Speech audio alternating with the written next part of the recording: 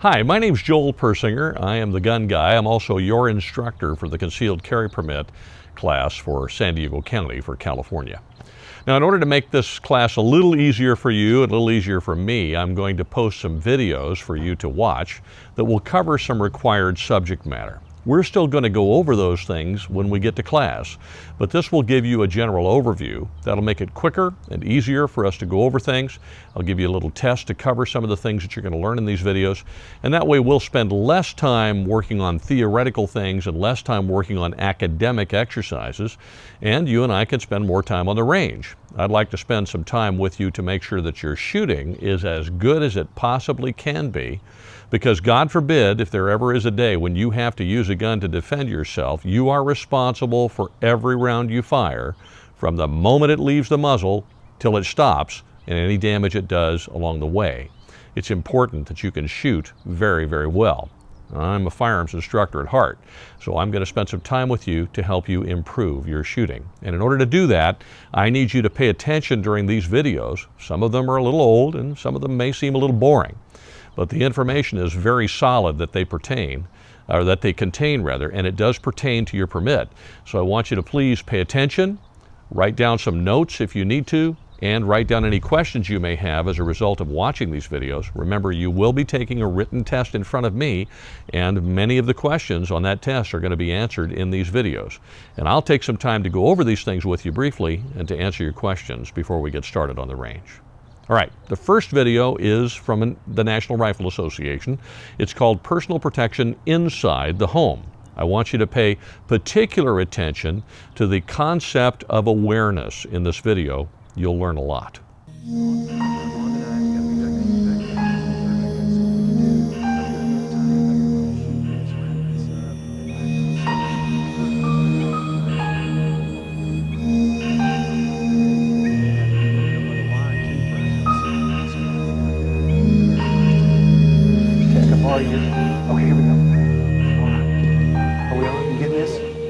Please, over here. Can you tell us what happened here tonight? You have no comment at this time? Is there anyone else in the home? Please. My client has no comment at this time.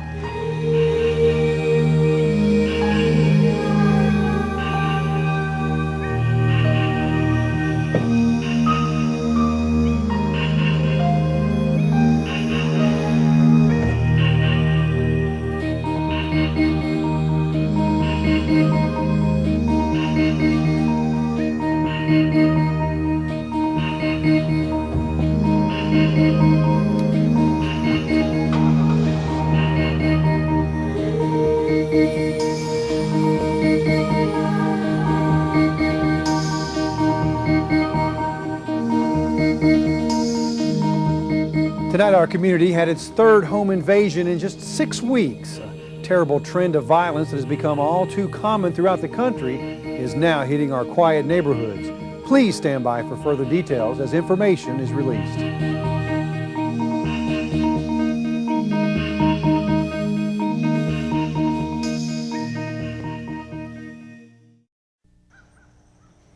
Welcome. I'm Mark, your NRA instructor, and it's my privilege to present to you this course on personal protection.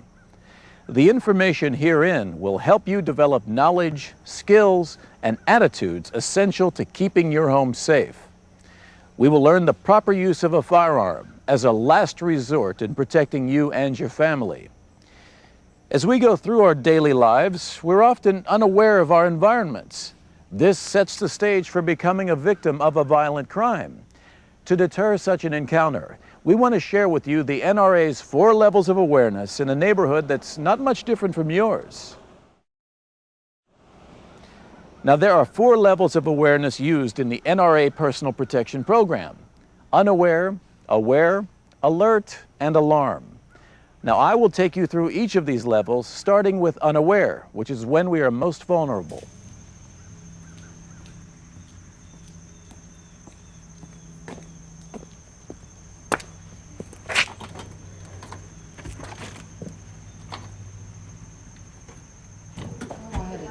Hey guys, I'm home. You know, I'd really love Italian food, but I don't know whether I like Greek or Italian.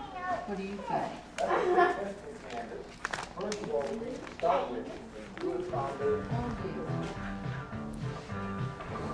Look, Coco.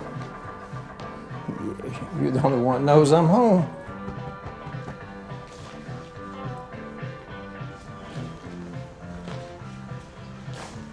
As you can see, this whole family is totally unaware of what's going on around them. Being unaware can be fatal. It can set you up for an alarming experience if the timing is such that a lawless criminal takes advantage of the moment. The second level of awareness is aware. Big Jim is aware of his surroundings and where his family members are.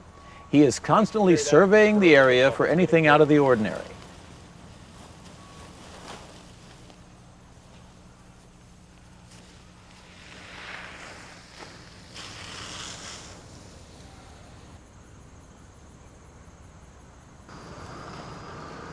The third level of awareness is alert. This is when you're alerted to something that is definitely wrong with your surroundings.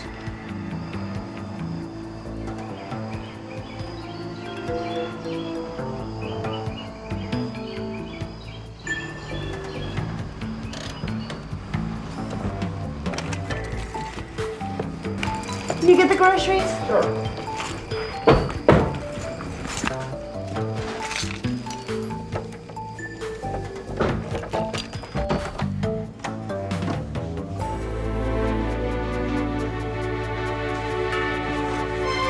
There's someone in the bedroom.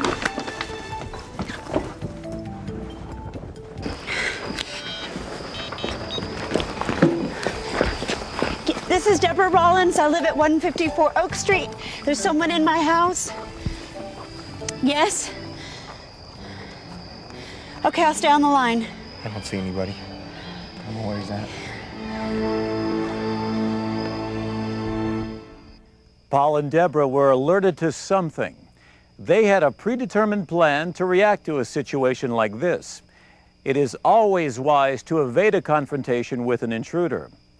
Darkness, by its very nature, becomes a vulnerable time for the law-abiding citizen to be a target of a criminal, predator, or stalker. We never know when our surroundings will escalate to the fourth and most frightening level of awareness, alarm. Alarm is when a danger has been recognized and the threshold that was developed in the alert stage is enacted.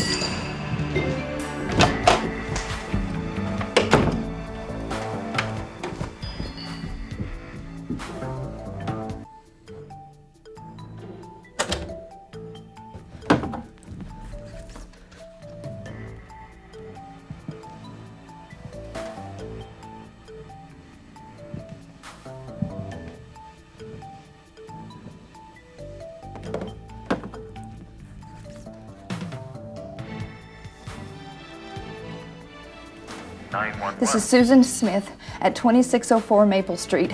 Someone has broken into my home. Are they in the house? Send someone, please. Are they in the house now? He's upstairs now. Mrs. Smith. Mrs. Smith. Stop! Go away! I've called the police! I have a gun! If you come in, I'll shoot!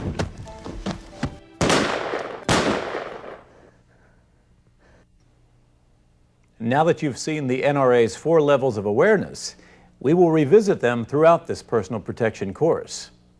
We will expose you to several schools of thought regarding defensive shooting techniques and the mindset needed to prevail.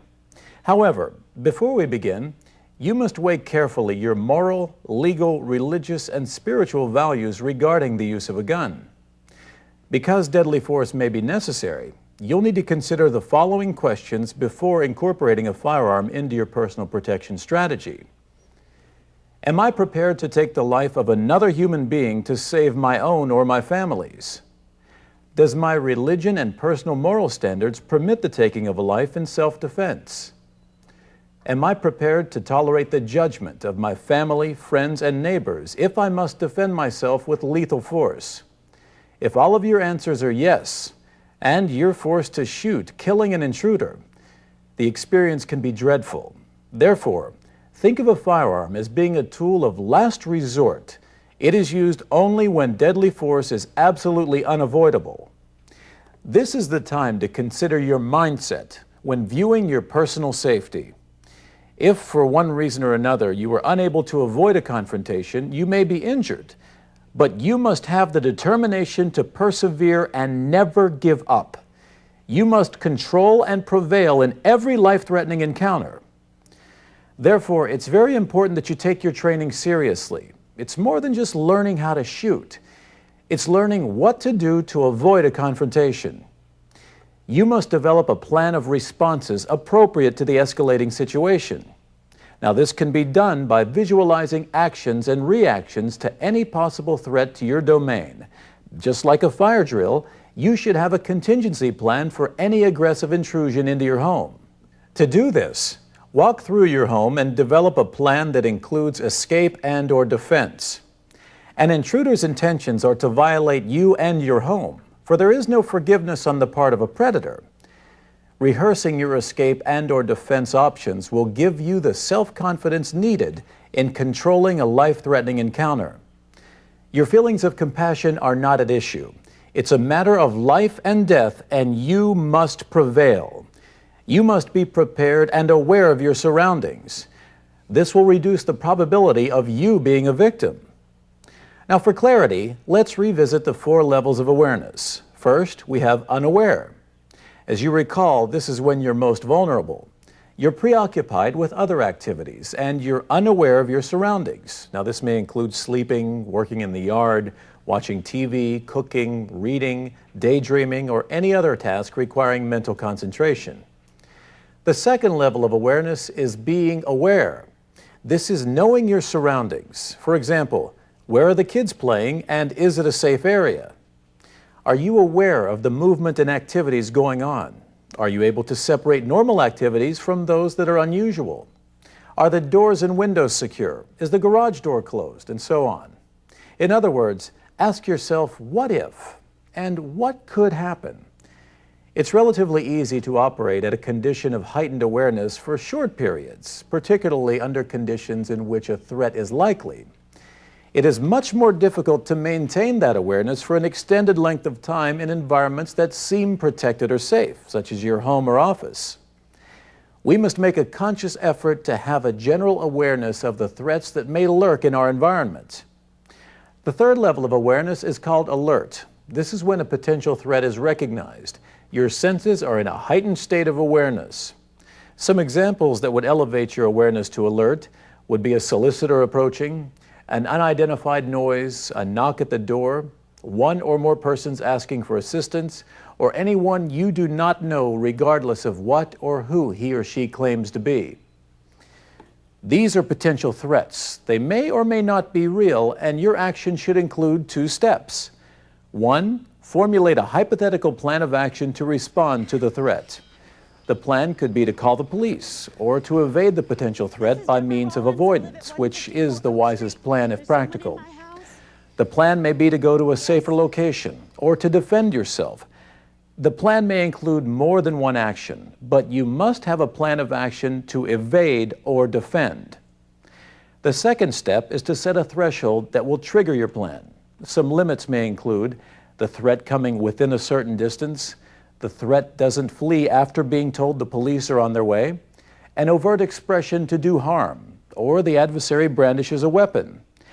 These mental boundaries should coincide with the legal boundaries if your actions involve the use of force. You should determine what your options are and what may trigger any action that escalates into a state of alarm. Because plans rarely unfold as anticipated, having a second, third, or fourth contingency plan may be the difference between life and death. You should always keep thinking and always be aware of opportunities as they present themselves. Set a limit that will initiate action. A mental boundary must be set. Once the threat crosses this boundary, action must be taken. The last level of awareness is alarm. This is when a threat is real and action must be taken. You enact your plan and continue to develop plans and thresholds to keep ahead of your attacker's actions. However, taking action doesn't necessarily mean using force. If you have the opportunity to retreat with absolute safety, do so. This is the safer option and is legally required in some jurisdictions. If you are forced to defend yourself and your family, it will most likely happen very quickly, be extremely violent, occur at arm's length, and be over in a matter of seconds. You must be in control of the situation.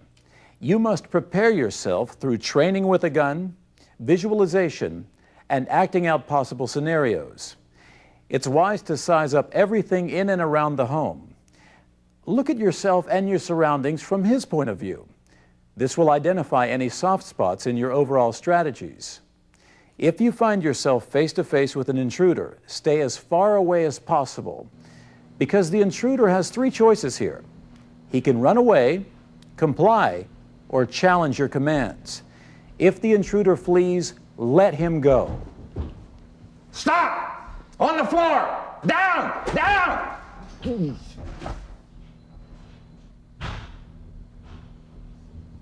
Sometimes when confronted, the intruder will often attempt to appeal to your good nature, to let him go, or talk softly and reasonably while approaching you. If you happen to hold him at gunpoint, do not approach or attempt to frisk. You should make the intruder lie face down, chin on the floor, legs spread apart, hands held palms up and stretched straight out from their shoulders. Stop! On the floor! Man, don't shoot! Don't shoot! Down, I said down! All the way! Chin in the carpet! Spread your legs! Spread them! Palms up! Your hands! Turn your hands up! Okay! Now stay there! Do not hold a conversation or allow the intruder to challenge your authority. When you are speaking to him, shout your commands in a loud and assertive voice while looking mean. To help prepare yourself for such an encounter, rehearse in front of a mirror. This is often done by actors and actresses preparing for a scene in a movie to stage a sense of reality. If the intruder attempts to approach, you must defend yourself appropriately. If you apprehend an intruder and you're holding him for the police, stay alert to others that may be nearby. If possible, back up against a wall or position yourself so that you will not suffer a surprise attack. In light of the drama unfolding around you, the body responds in a number of ways to being threatened with bodily harm. The part of the brain that controls higher thought processes usually shuts down. The brain then reverts to a more primeval role in an attempt to protect the body. In addition to the tendency to initially deny that an attack is occurring, there is also an inner resistance to inflict force on another person when face to face. This is that forgiveness state of mind which puts you at risk and should be countered with, "I'm in control and I will prevail." If a situation accelerates, you must take action. Use your gun and think with minimal emotional reasoning. Your instincts to survive should be priority number one. However, be calm and don't panic. Be assertive in your position. And when alarmed with a threatening encounter, consider these responses. Fight. Fight is nothing more than taking a stance. Now, this response means using whatever force is reasonable to prevent harm when no other options are available. You need to understand the laws regarding when and to what extent force may be used for personal protection. Flight. Flight is also known as retreat. When the brain is overwhelmed by a situation it perceives as threatening, there's an inner urge to flee in order to protect the body. Fleeing or retreating with absolute safety may not always be possible. Freeze. Freeze is similar to flight. It's when you are taken by surprise and you may be incapable of any action. This may last for only a fraction of a second, or may last throughout the encounter. A momentary freeze due to confusion, shock, panic, or denial of what is occurring is normal and should be expected. In this situation, think of your training and make an attempt to get a grip on the situation. Posture. Posture is combat without contact. Animals do this when they growl, bare their teeth, puff themselves up, but actually do no fighting. Humans too engage in similar behavior. Depending on the nature of the threats, adversaries may simply try to outbluster one another until one backs down or retreats. In this kind of encounter, you must project your confidence and assertiveness. The last response is submit. This is totally giving in to an adversary. There is evidence in the FBI's annual Uniformed Crime Report to support the contention that submitting to an assailant is more dangerous to the victim than fighting back. In any encounter, there is no way an individual can predict accurately his or her response to any given situation, regardless of prior experience or training. An encounter may include escalation of responses, from freeze to posture to fight. These reactions apply to the assailant as well. Just like you, he may have made several contingency plans for a confrontation before entering your home. For any life-threatening encounter, you'll experience an inordinate amount of stress. You may lose fine motor skills, which is okay, because if you are forced to use a gun, you'll only need your gross motor skills to aim and shoot you must. Not just one shot, but 2 or 3 or more. You keep shooting until the threat stops. Now, to help you think clearly during this stressful moment, you'll want to break free from what is sometimes called tunnel vision. This keeps you from being alert to any other threats lurking nearby. One way to break this tunnel vision is to shout your commands in a loud and assertive voice. Come on, let me go. Quiet. Be quiet. You can talk all you want when the police get here. Please let me go. No, quiet. Be still. Be still. This shouting will also help you hear and see what's going on around you. Like you, the assailant may be under stress and may not hear any commands unless they are shouted. Family members and police officers responding to the scene may also be suffering from this reaction. Shouting commands not only intimidates assailants, it also helps to break through the veil of auditory exclusion. The adrenaline rush that you feel not only heightens physical senses and strengths, it also causes your muscles to tremble. This trembling can make it difficult to hold your firearm steady or to stand still. Sometimes both the assailant and the victim will perceive this shaking as fear. While fear is a part of it, trembling is a physical reaction to the overload of adrenaline the body has dumped into the system in preparation for a fight. It also causes shaking after the confrontation is over. Learning to perform under stress is very critical to prevailing in a defensive encounter. Assailants count on putting their victims under stress and count on them to fold under the pressure. On the gun range, you will have an opportunity to overcome your feelings of stress and adrenaline rush. When practicing, you should see the target as a predatory criminal. You should take an aggressive defensive stance and pretend that you're defending yourself and your family. If forced to shoot an assailant, your intent is to stop the threat using as many shots as necessary. When all is said and done, you must remember this. Many of the best laid plans can backfire. That may be the difference between life and death. So prepare and plan well. Use the most important tool that you have, your brain. Once again, be proactive by planning and thinking ahead. Using a firearm for personal protection is a right that must be exercised responsibly. Choosing a firearm for self-defense should be given a lot of thought. If you do not own a firearm, you may want to consult an NRA instructor or your nearest firearm dealer to help you get started. You do this by selecting the most powerful handgun you can consistently shoot well, and one that meets defensive standards. Now, the next step is to select a handgun that fits your shooting hand. The weight and shape of the gun must be suitable for the chosen caliber in order to manage the recoil. The single most important characteristic of a personal firearm is that it must be 100% reliable. Now, to be fair, let's look at some of the advantages of revolvers and semi-automatic pistols. Revolvers are simple to operate and have a greater out-of-the-box reliability. It is easy to determine whether or not revolvers are loaded. Revolvers function with a wider variety of ammunition. People with arthritis or who have limited use of their hands may find revolvers easier to operate because there is no slide to pull or levers to depress. On the other hand, semi-automatics hold more ammunition. Semi-automatics are quicker to load and reload. If the firearm jams, a semi-automatic is usually easier to clear. And to some people, a semi-automatic points more naturally, making them easier to aim. In both the revolver and the semi-automatic, the grip size of each should fit the hand comfortably, and the finger should reach the trigger with ease. Another aspect in choosing a firearm is its caliber. Most experts recommend a minimum of a .38 Special or a 9mm. The gun's sights should be fixed for dependability. Now, some sights are self-luminous for use in low light conditions. Other factors in selecting a gun should include the finish, the manufacturer's reputation, and accessories. Now, once you've selected a gun of a given caliber, such as a 9mm, you must use ammunition of the same caliber, 9mm. But you have a choice of many types of ammunition.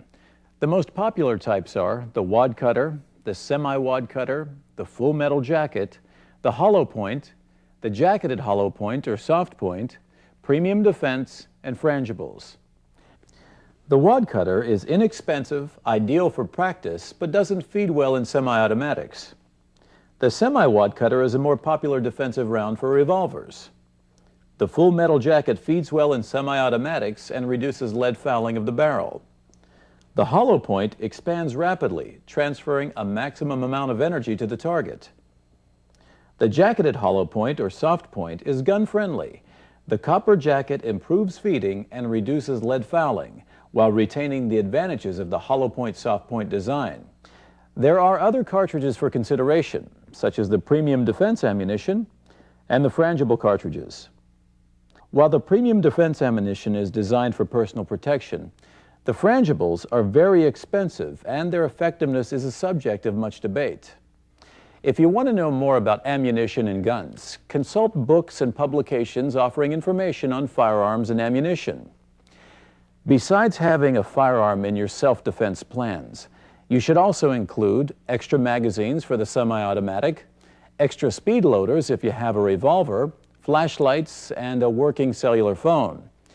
By having a plan, a pistol, and being aware of your indoor and outdoor surroundings, you should feel more confident and safe from any possible harm from an intruder. Just like a golfer visiting a driving range to practice his technique, you'll need to visit the shooting range to maintain your skills. Soon you'll find practicing with your handgun an enjoyable experience. While at the range, you may want to try out some different types of handguns mentioned earlier if you do not own one. Many ranges offer guns for rent. On your first visit to the shooting range, the range safety officer will give you a range safety briefing, including the range, its layout and boundaries, while familiarizing you with its safety procedures and protocol. While on site, you'll be required to wear eye and ear protection. And remember, never use alcohol or drugs before or while shooting. This includes prescription and over-the-counter medication, which hinder judgment, coordination, and motor skills. And at no time should your firearm be accessible to any unauthorized person. Know how to use the gun safely by reading the owner's manual, taking a gun safety course, or seeking help from a knowledgeable individual. Be sure the gun is safe to operate. If in doubt, have it inspected by a competent gunsmith. Always keep the gun unloaded with your finger off of the trigger and pointed in a safe direction until ready to use. Be sure you select the correct ammunition for your gun by comparing the markings on the firearm with the information printed on the ammunition box and the head stamp on the cartridge. Now that we've looked at selecting a firearm, its caliber, ammunition, and safety on the shooting range, it's important that you become proficient in using a firearm. To do this, you must be well grounded in its fundamentals. However, before we go into the fundamentals of shooting, let's examine which eye you'll use to aim. A simple demonstration will help you discover which eye is dominant and natural. Now first, extend both arms out in front of you, with fingers up and together so that you're looking at the back of your hands. Point your thumbs inward toward each other. Now focus on a small object at about 5 feet from you. While maintaining focus on the object, and with both eyes open, bring your hands together at arm's length in front of your face to form a small hole, about the size of a quarter. Continuing to focus on the object, which is now in the center of the hole, slowly bring your hands back to your face. The eye you're now using to look through the hole to see the object is your dominant eye. This is the eye you will use for aiming. You need to use the dominant eye because that's where you naturally point the firearm. The other eye will never allow you to quickly find the center of the target. Now, with this basic understanding of eye dominance and its relationship to firing a gun, we can look at the fundamentals of marksmanship. Aiming. This consists of 2 elements. The first element of aiming is sight alignment. Sight alignment is when the dominant eye sees the gun's front sight placed in the middle of the rear sight, with the top of the front sight level with the top of the rear sight. When using this alignment, you'll be able to acquire the target quickly, since time isn't a luxury during a defensive encounter. The second element of aiming is sight picture. This is placing the aligned sight on the center of the target where you want the bullet to hit. Adjust the gun's sight to 0 to shoot point of aim or point of bullet impact on the target. The gun's sight should be adjusted and fixed for dependability. Remember that some sights are self-luminous for use in low light conditions. The second fundamental of marksmanship is breath control. Because of the stress induced by a defensive encounter and the speed at which it occurs, conscious control over refined breathing is not possible. You should just stop breathing and fire the shots. The third fundamental of marksmanship is hold control. The objective is to hold the body as still as possible while firing. The first step in minimizing movement is to assume a balanced, stable shooting position aligned to the target. The fourth fundamental of marksmanship is proper trigger control. Trigger control is pulling the trigger to the rear, firing the gun without disturbing sight alignment. The fifth fundamental of marksmanship is follow-through. Proper follow-through encompasses the first 4 fundamentals: aiming, breath control, hold control, and proper trigger control, to where the pistol settles back to the target for the next shot. Developing a smooth follow-through will set you up for the next shot, since multiple shots will probably be fired in a defensive encounter. To ensure consistency while developing self-defensive accuracy, you should practice shooting a sheet of typing paper. A hit anywhere on the paper is acceptable. It's recommended for defensive training that you use 2 hands when firing a handgun. This is called a 2-handed shooting grip and will ensure the control needed for defensive accuracy. To assume the grip, first place the handgun in your weak, non-firing hand. Make a Y with the thumb and fingers of your firing hand and place the gun's backstrap firmly in the web of the thumb. Close the strong hand fingers around the grip. Next, bring the non-firing hand around the front of the grip so that the non-firing fingers overlap the firing hand fingers. The first joint of the non-firing fingers should be approximately aligned with the knuckles of the firing hand, and the non-firing thumb will lie directly forward and below the firing hand thumb. Grip the firearm with tension from both hands.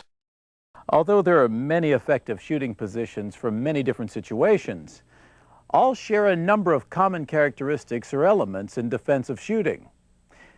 The basic elements of a good shooting position are consistency, balance, support, natural point of aim, and comfort.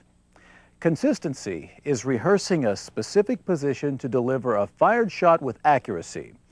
Essentially, the idea is to develop muscle memory through rigorous practice, thus allowing you to assume a position automatically in an emergency situation. Balance provides a platform that absorbs recoil and facilitates body movement and accurate follow-up firing. For example, having your feet shoulder-width apart, head upright, and body slightly forward with an aggressive lean and the majority of the weight on the balls of the feet, you will maximize your body equilibrium and body movement. A good position also offers support to minimize gun movement while aiming. For example, a two-handed grip provides more support than a one-handed grip. A kneeling or prone position offers greater support than a standing position. And most importantly, cover or concealment objects, such as a table or bed, provide you with both stability and protection. The fourth element of a shooting position is the shooter's natural point of aim. This refers to the gun-body combination instinctively pointing the pistol. For example, you should first close your eyes and settle into your most comfortable and stable position. Secondly, open your eyes and observe where the gun's sights are pointed in relation to the target. And finally, rotate your position to center on the target. The last element in a shooting position is comfort. A proper position should be comfortable. You should feel relaxed, stress-free, and in control. Now that we've gone over the elements of your shooting position, there are two standing positions you should be aware of when holding your gun with two hands. The first is the isosceles position. In this position, which resembles an isosceles triangle, the feet are placed about shoulder width apart and square to the target. The knees are slightly bent with the weight slightly forward on the balls of the feet. The pistol is grasped in a normal two-handed grip as we demonstrated earlier, both arms extended fully forward, the elbows are straight but not locked. The head is erect, not hunched. The shoulders are at their normal height, not raised. And the firearm is raised to the level of the eyes for aiming. This position is a very natural shooting position. Now the other stance is the weaver position. This position places the body in a rough boxer stance with the strong hand-foot rearward, the weak side shoulder angled toward the target, the knees slightly flexed, and the body weight carried slightly forward on the balls of the feet. Grasp the gun in a normal two-handed grip with the elbows bent and bringing the gun closer to the body. Applying tension between the two hands is perhaps the most functionally significant feature of the weaver position. The strong hand is pushing forward into the weak hand, which simultaneously pulls rearward. This push-pull tension creates great stability and steadiness. The weaver position gives considerable support to the firearm and provides better maneuverability in tight quarters. Now, you may want to practice your two-handed standing positions at home in front of a mirror without a firearm. Practice both the isosceles and the weaver, but use the one that is most comfortable and affords fast fire recovery. Now let's put some of what we learned to use in a warm-up exercise. We will be firing a series of aimed shots. This exercise will help you develop the skills necessary to deliver accurate follow-up shots.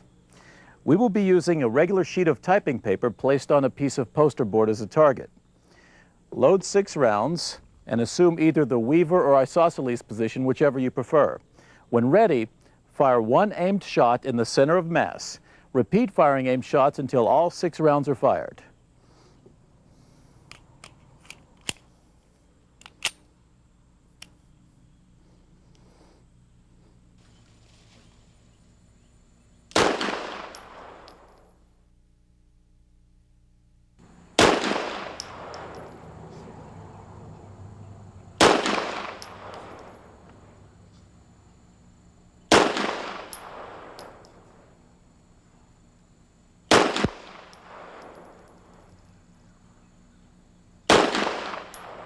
Load another 6 rounds.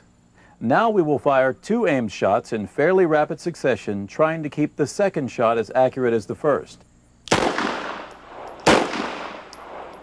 Pause and then fire another 2 aimed shots. Pause and fire the final 2 aimed shots.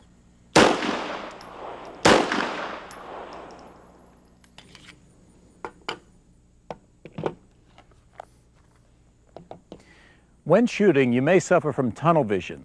This is when all of your visual attention is on the target at the exclusion of everything else around you. This is exacerbated in a high-stress situation. To break tunnel vision after firing, try to think clearly and be alert for additional unseen attackers. For example, You should lower the handgun to a ready position and look at the area to the left and to the right of the target. Listen for sounds behind you and around you. For safety purposes on the range, you must be careful not to turn too far when looking left or right. At home, without a firearm, practice the ready position. Look to the left and right. Do a 360-degree turn visual scan to search for additional threats. The entire torso moves with the head, so your eyes and the gun's muzzle track as a unit. The gun is pointed in the direction of whatever you're looking at. In a close-range defensive encounter, you may not have the time to acquire perfect sight alignment. While accuracy is important, it is also important to deliver effective shots into the target as rapidly as your ability allows. Now, this is referred to as a flash sight picture. In this technique, the shot is fired as soon as the front sight is roughly lined up somewhere within the rear sight notch.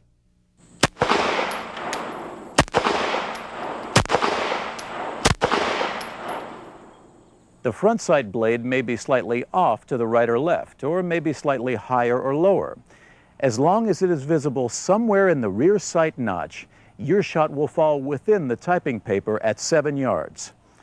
You should be able to acquire this flash sight picture within a fraction of a second of bringing the sights onto the target at close range. That is, 21 feet or less. You simply compress the fundamentals of marksmanship down to a fraction of a second, and due to the short distance to the target, we allow for more deviation in the sight alignment. Now, to understand the importance of deviation in personal protection, let's look at what we now refer to as sight deviation. That is, the relationship between the distance to and the size of the target as it relates to sight alignment and sight picture. The idea is to shoot as long as the front sight is somewhere in the rear sight notch. To help you increase your speed and confidence, let's examine your sight deviation. We will be shooting at the same 8.5 by 11-inch piece of paper at a distance of 5 yards.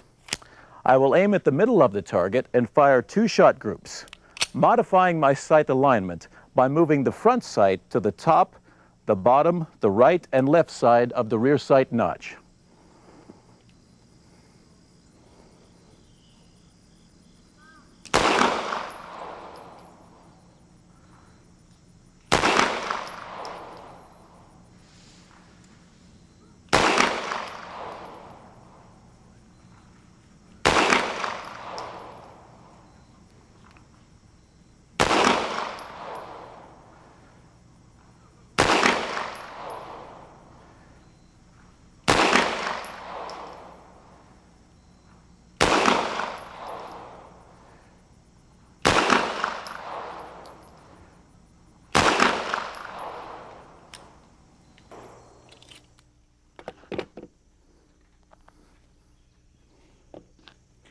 Okay, let's look at the target area up close.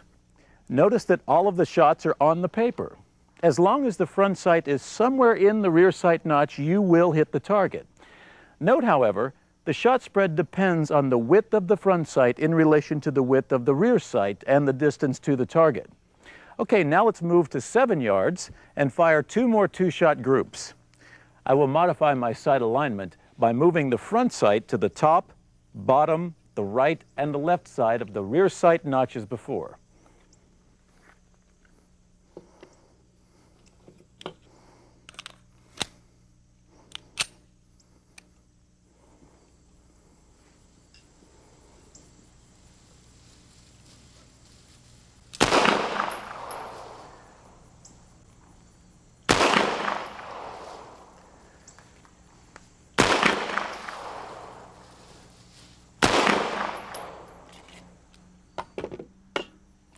Notice how the spread is more noticeable when the distance was increased.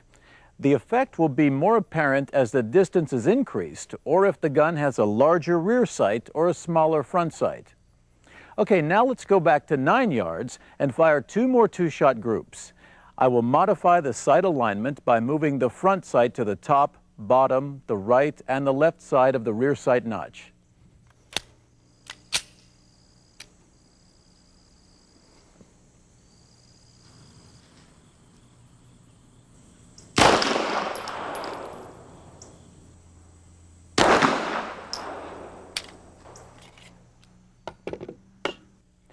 Now once again, notice how the spread is more conspicuous when distance and sight alignment are modified. The target area shows that you can shoot center of mass and hit the target as long as you can see the front sight in the notch. Another effective means to hitting your target is using accelerated shots. This is similar to aimed shots. Instead of using a refined sight picture for each shot, a flash sight picture is used. In other words, as soon as the front sight is lined up anywhere within the rear sight, you should fire.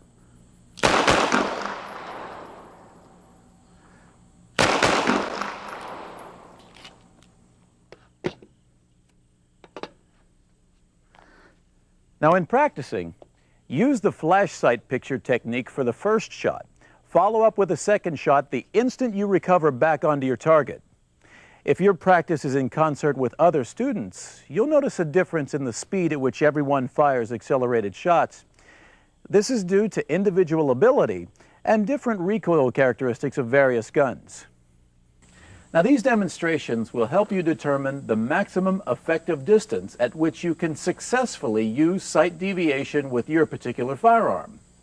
The horizontal and vertical spread should not exceed the desired size of your center of mass aiming area. If the hits fall off of the aiming area, you must slow down and return to the traditional aimed shooting technique. Spend time practicing with your pistol at varying distances until you have refined the basic techniques of sight alignment, sight deviation, and traditional sight alignment. Now, this type of practice may save your life. As important as accurate shooting is, it's more important not to get shot.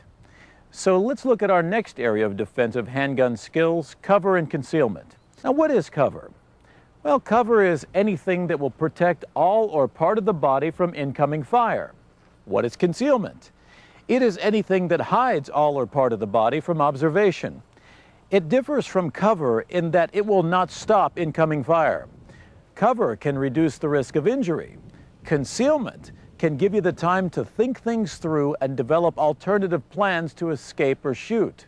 It may certainly give you time to load, clear a firearm stoppage, and/or use a cell phone. Cover or concealment should be sought whenever possible. You should have in your head objects in the home that provide both. You need to be aware that concealment also includes family members using concealment to hide from an attacker and the neighbor out of your sight in the next apartment. If you shoot at the attacker and miss, or if the bullet overpenetrates, an innocent person concealed from your view may be hit. Now let's look at some common household objects that may provide cover or concealment.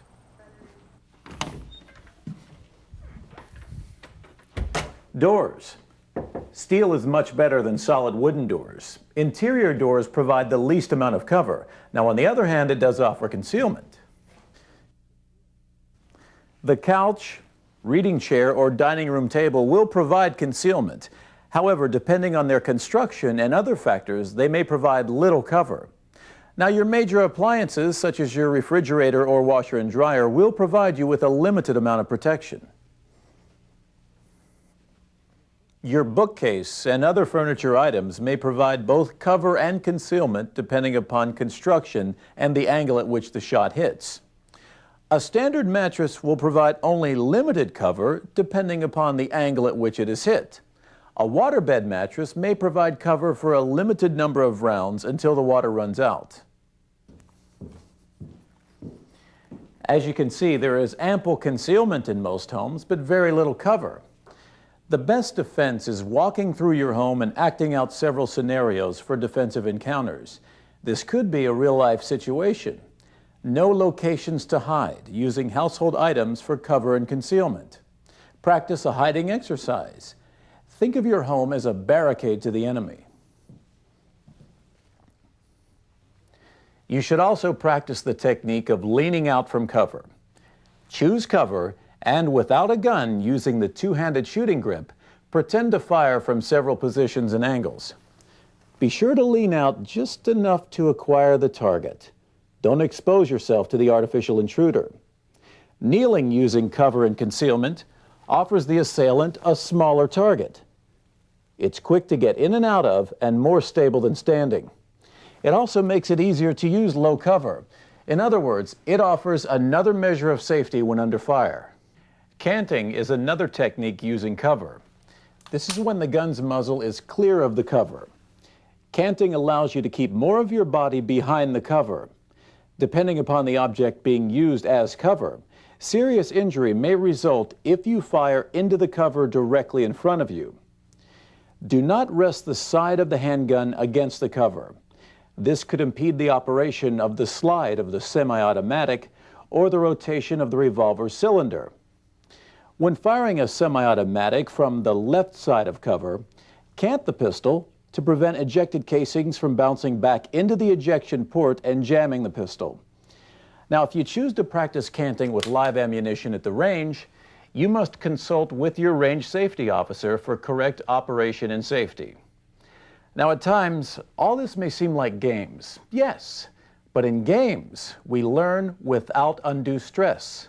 We strengthen and hone our skills. And finally, we become confident in responding to a real-life threat. It's been said, we prepare for war to maintain peace. In our endeavor to maintain peace and tranquility, laws have been legislated to govern our social order and way of living during these tumultuous times. There are over 20,000 local, state, and federal laws pertaining to the ownership, use, transfer, and transportation of firearms. Therefore, it's impossible to cover them all. As an owner of a firearm, you must be familiar with the laws governing the type of firearms you own in your area. Most jurisdictions treat all fatal shootings as a possible criminal act and will investigate accordingly. You should know that law-abiding citizens who shoot an attacker in self-defense may be arrested and investigated, but not necessarily prosecuted. However, they may be subject to civil action by the assailant and/or his heirs. On the other hand, there is no legal action that would bring you back to life if the assailant has his way. Anyone involved in a shooting will have experienced a very stressful event and will probably not be thinking clearly. It is best to consult with an attorney so that your rights are protected and you can give a statement with a clear mind. No one is guaranteed 24 hours of personal protection by law enforcement. With crime in the streets and back alleys, it stands to reason that the police are unable to provide total home security. But the Constitution gives us the means to protect ourselves through the Second Amendment. Unfortunately, the images we project are often a primary factor in whether or not we're targeted as a victim. The way in which we carry ourselves can either attract or deter an attacker. Look like a sheep, and you'll be eaten by wolves. You should carry yourself erect, chin up and shoulders back. You should walk with confidence and with a purpose. When approached, look at the person squarely in the eye for a moment and then scan the area for possible dangers. This isn't a good time to be an ostrich. Now, yes, you will probably feel nervous or scared, and that's normal. But you should control these feelings and not let them show.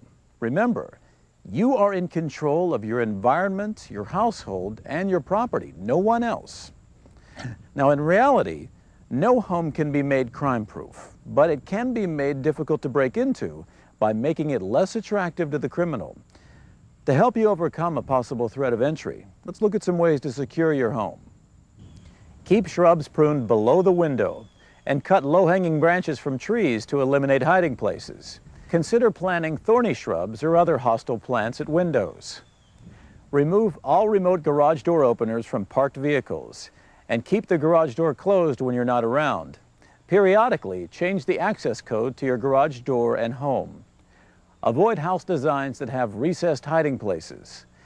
Don't store ladders and tools outside that could be used to gain entry. Keep outside lighting well maintained. When traveling, have a trusted neighbor collect the mail and newspaper, cut the grass, reposition drapes, and park or move cars in and out of the driveway. When away, use timers to turn lights off and on. If you are in areas subject to snow, make arrangements to have the snow shoveled and to make tracks in the snow as if someone were home. Do not reveal travel plans to those with no need to know. Tell the kids, if you have any, not to talk about it. They often tell friends who tell friends. Do not let strangers into the home for any reason. If they want to make a call, offer to do it for them. Do not let them in. Ask repairmen and utility workers to show photo IDs. Inside your home, don't place valuable articles where they can be seen from outside. Install steel doors and frames with live and deadbolt locks. Keep doors locked at all times. Consider installing a monitored security system. Pin ground floor windows so that they cannot be opened more than 6 inches. But be aware that this cuts off crime and fire escape routes also. Store firearms out of sight, not on wall-mounted racks or in glass cases. If you don't have a dog, place a large chewed-up dog food bowl and a large mangled chew toy where a potential intruder could see it. If you have a small dog, use an oversized food bowl and a large chew toy. Know your home in darkness. Know where the natural shadows and hiding places are. Prepare a safe room and think of it as your fortress. This is usually the master bedroom. The door should be solid with a deadbolt. It should also have 1 or more windows for communicating with the police or escape.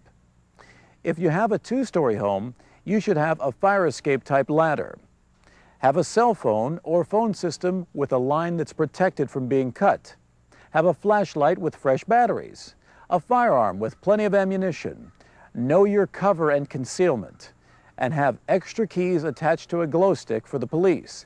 You can throw these out the window when they arrive. Now let's look at emergency plans for responding to a possible break-in. This is similar to planning for a house fire and conducting a fire drill. First, the entire family should retreat to a safe room if possible.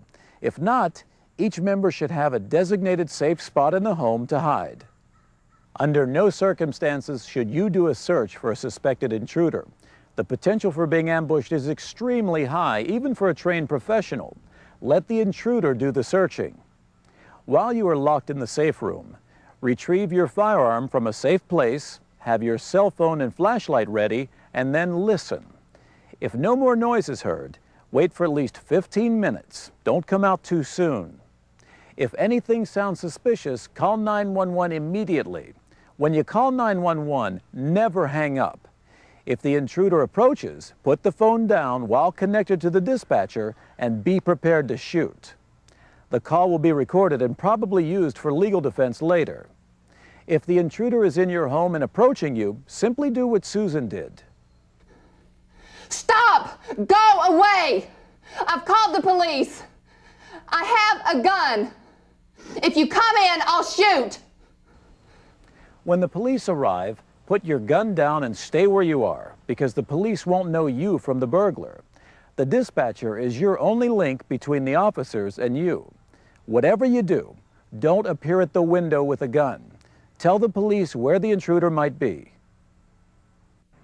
If the police are using a police dog, it will go in first. Be sure to let the police know through the dispatcher where the family members of the household are hiding. In doing so, you can prevent injury. If you or any family member confronts the dog, don't move. Wait and identify yourself. When greeting the police, they are likely to treat you as a suspect until your identity is known. Establish verbal contact, move slowly, and follow directions. Be patient. The police don't know you or your surroundings. They are pumped up for an armed encounter. You may be treated forcibly or with skepticism until you and/or your family members are identified.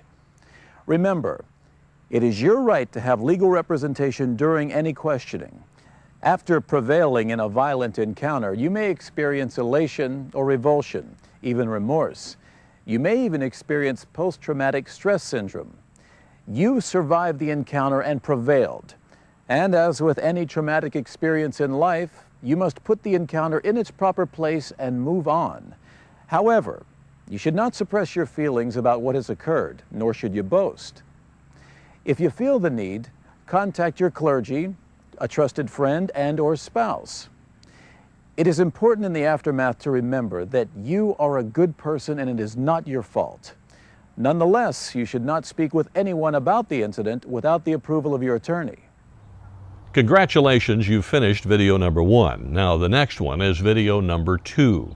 That is also an NRA video, and I'd like you to watch that one next. That covers personal protection outside the home, which pertains specifically to concealed carry permit holders.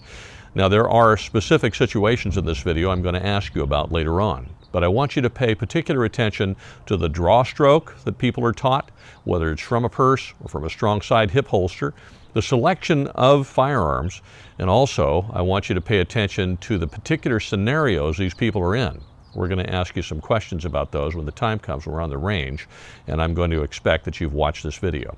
So when this one wraps up, go ahead and start the next one.